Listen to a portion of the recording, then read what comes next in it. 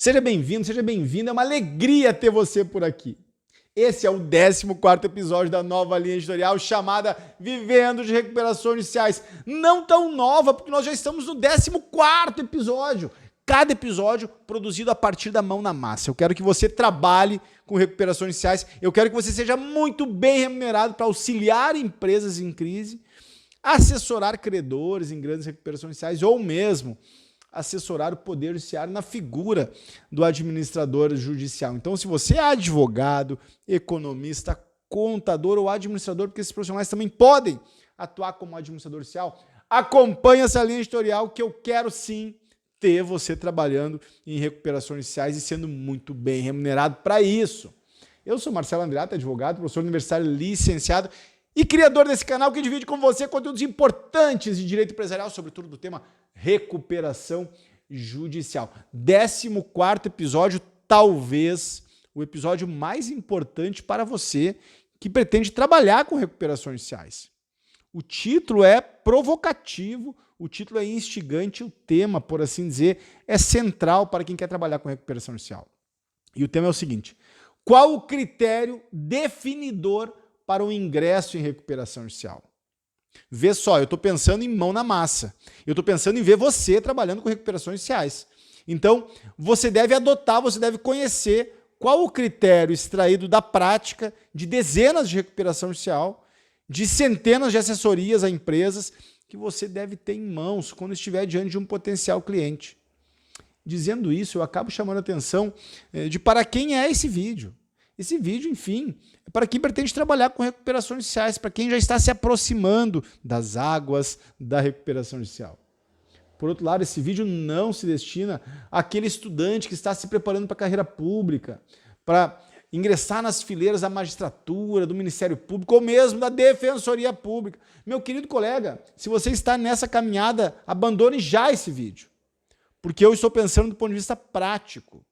Agora, se você pretende ingressar na carreira pública, pensando em honorários regulares e, eventualmente, no prestígio que a carreira pública possa oferecer na sua cabeça, talvez você tenha essa percepção, meu querido colega, fique por aqui, porque vale a pena cogitar o trabalho com recuperações judiciais. Se você é empresário e pretende entender melhor o Instituto, visite o vídeo chamado O Momento Ideal para Ingresso em Recuperação Judicial. Nesse vídeo eu vou lhe explicar quais os aspectos você deve levar em conta para cogitar o ingresso em recuperação judicial. E talvez esse vídeo aqui que nós estamos produzindo possa também lhe ajudar. Vale a pena também ficar por aqui e depois talvez assistir aquele vídeo. Olha só, a pergunta é de campo de batalha. Marcelo, qual é o critério definidor para o ingresso ou não com o pedido de recuperação judicial? Pergunta de campo de batalha. E ela é de campo de batalha porque eu extraí dos debates que eu travo com colegas que também trabalham com recuperações judiciais. Na realidade, analisando um caso concreto, discutindo com um grupo de colegas, nós verificávamos quais as variáveis estavam envolvidas e que mereceriam a nossa atenção. E aí eu me dei conta, cara, eu não gravei nenhum vídeo que explique qual é o critério que, na minha percepção, é o melhor para se definir sobre a estratégia de ingresso em recuperação judicial. Meu querido colega, você entende quão importante é essa conversa? Na verdade, se você não tiver clareza que recuperação judicial é a melhor resposta jurídica, você pode estar dando um tiro na água. Você pode estar, quiçá, prejudicando o seu cliente. Portanto, saber qual é o momento ideal é importante, mas, e está em outro vídeo, mas saber qual o critério você deve adotar para decidir pelo ingresso de recuperação judicial é fundamental. Talvez seja a pergunta mais importante para quem trabalha nessa área. E aí eu quero afastar alguns critérios que estão na mente de alguns colegas. Alguns colegas me chamam a atenção que se você estiver diante de um cliente com várias execuções distribuídas, a resposta é recuperação judicial. Falso. Não necessariamente.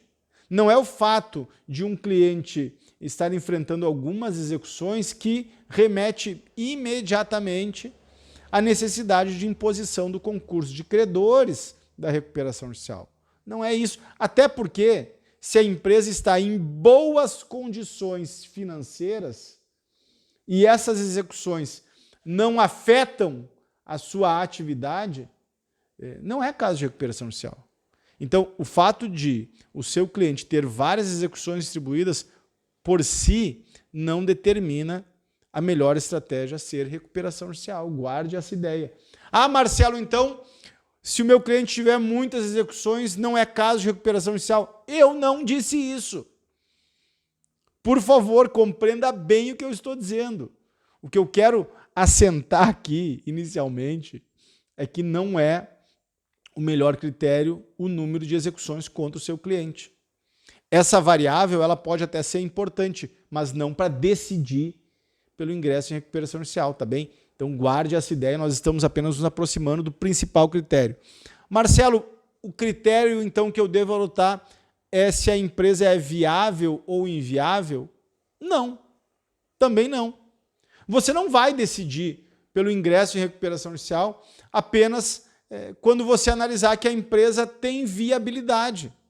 Aliás, essa expressão ela é um tanto subjetiva, porque há empresas que aparentemente são inviáveis, mas quando você coloca no papel uma estratégia de seu erguimento, um plano de recuperação bem formulado que informe um realinhamento dos processos de gestão e a prospecção, por exemplo, de novos mercados, aquilo que parecia inviável parece agora absolutamente crível e pronto para crescer.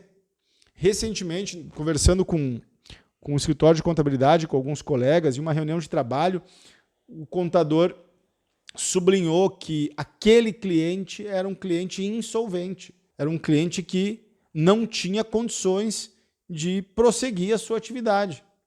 Então, cliente insolvente e o cliente falido? Não é um cliente falido. Claro que do ponto de vista da contabilidade pode ter essa percepção, mas do nosso ponto de vista, a análise é outra. E o critério, portanto, não é se a empresa é viável ou se a empresa não é viável. Até porque, a rigor, esse critério é muito subjetivo e esse critério, em última análise, em uma recuperação judicial, fica sob o crivo dos credores ao apreciar o plano de recuperação judicial.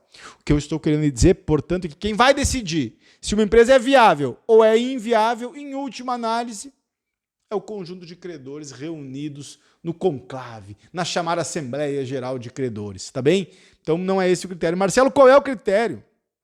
Você está aqui já há um bom tempo afastando os critérios que eu reputava interessantes, mas eu quero saber qual é o seu critério, qual é o critério que eu devo adotar, qual é o critério para provocar minha inteligência que você quer dizer. Olha só, vamos lá.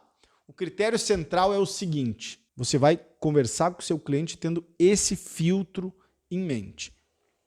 É possível o seu cliente prosseguir nas operações sem o ingresso em recuperação judicial? Vou formular melhor.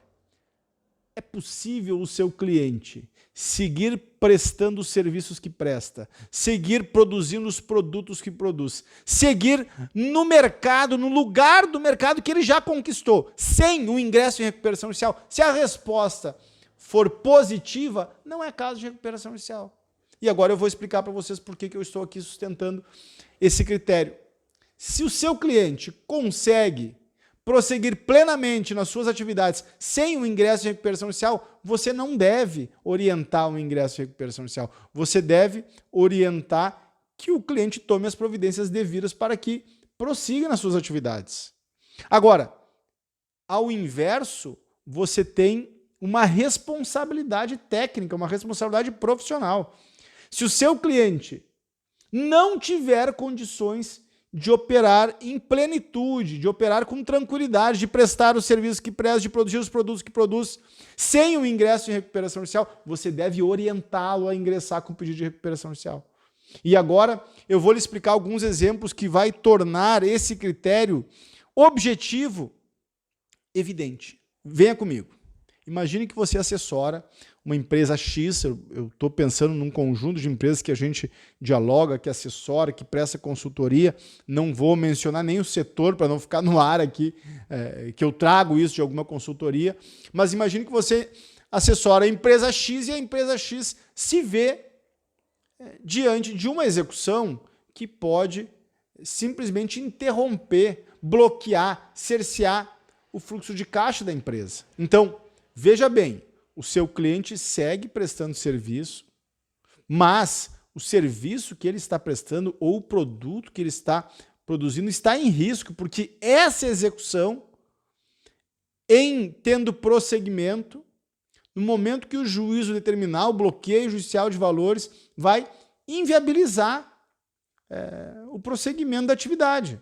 Opa, aí é caso de recuperação judicial. Se não for o caso de embargar, se não for o caso de discutir os critérios dessa execução, de eventual nulidade, se a execução estiver no seu prosseguimento convencional e os valores estiverem corretos, fato é que no momento que o juiz determinar o bloqueio de valores, o seu cliente não terá condições de operar. Se o cliente prosseguir em condições de operar, não é caso de recuperação judicial. Se o cliente perder as condições objetivas de prosseguir na sua atividade, meu querido colega, é óbvio que a resposta é recuperação judicial. Vejam, um critério objetivo. A empresa não vai conseguir prosseguir nas suas atividades sem o ingresso em recuperação judicial. Portanto, recuperação judicial é o remédio jurídico adequado a esse potencial cliente. Tá bem? Agora, se em uma outra situação a empresa não tem esse problema, a empresa enfrenta execuções, mas essas execuções elas não têm o condão de inviabilizar a atividade, meu querido colega, não vale a pena ingressar com recuperação judicial. Por quê? Porque você não precisa da recuperação judicial para alterar os processos de gestão necessários à alavancagem da sua empresa, a retomar da atividade, ao soerguimento da sua empresa. Da sua empresa não, do seu cliente. O que eu quero chamar a atenção aqui é que você pode construir estratégias de soerguimento sem o ingresso em recuperação judicial. O ingresso em recuperação judicial é a medida necessária quando o seu cliente não conseguir prosseguir nas atividades sem ela. Então, perceba que esse critério torna a decisão de ingresso em recuperação judicial muito confortável ao seu cliente. Pense comigo, se o seu cliente estiver diante de um cenário em que é inviável a operação sem recuperação judicial, a decisão é óbvia, já está tomada. É necessário ingressar em recuperação judicial. Simples assim. E quem vai fazer a recuperação judicial para o seu cliente? Você, porque foi você que estabeleceu com clareza e com absoluta integridade o critério definitivo sobre o ingresso. Critério definitivo e coloque aí em letras maiúsculas, critério objetivo. Com isso eu ilumino a tormentosa questão acerca da decisão de ingressar ou não ingressar com o pedido de recuperação judicial. Com isso eu torno mais fácil para você observar o negócio, observar a operação e ver que é caso de recuperação judicial ou, ao contrário, observar o negócio e ver que é desnecessária a recuperação judicial. E eu extraí esse critério a partir da prática. Nessa semana eu tive 3 atendimentos e em 3 atendimentos, 2 colocaram na mesa o cenário e a partir desse critério ficou claro como o sol que ou o cliente decide pelo ingresso de recuperação judicial ou naturalmente nós estamos falando de uma operação, nós estamos falando do fim de um CNPJ. Nós estamos falando de um futuro cenário de falência. Então, adote esse critério que não tem erro. Marcelo, é o único critério? Claro que não, mas é um critério indispensável, é um critério que deve ser levado em conta. Esse critério combinado com um olhar inteligente sobre o processo de recuperação judicial, meu querido colega, tem uma potência extraordinária. Se você combinar a inteligência de uma recuperação judicial, a inteligência jurídica do processo de recuperação judicial, com um olhar para os processos de gestão, um olhar de mercado, um olhar que dialogue contabilidade e administração, meu querido colega, você pode levantar qualquer empresa. Você consegue dar conta do soerguimento de qualquer agente econômico. Por quê? Porque a recuperação judicial vai oferecer as condições jurídicas e econômicas, na medida em que suspende o conjunto das execuções. E os processos de gestão realinhados com a contabilidade e a administração farão a mágica de produzir dinheiro e construir uma relação com os credores trazendo as expectativas dos credores, as possibilidades da empresa. Esse é o segredo que uma recuperação judicial carrega. É por isso que nestes tempos, nós estamos em 2023, eu estou gravando esse vídeo em junho de 2023, é por isso que nestes tempos de ausência de liquidez dos agentes econômicos, recuperação judicial é visto por muitos como a bola da vez do mercado atual. Muitas empresas estão pedindo recuperação judicial apenas para postergar os compromissos e, postergando os compromissos, realinham a sua atividade, realinham as suas operações, realinham eventualmente seus processos de gestão e o futuro será sim para essas empresas alvissareiro. Espero que eu tenha esclarecido o critério definidor. Se você ficou com alguma dúvida, me escreva aqui abaixo. Me envie também uma mensagem no Instagram, me acompanhe no Instagram, que nós estamos em céu de brigadeiro. Espero que você tenha gostado desse vídeo. Grande abraço, estamos juntos.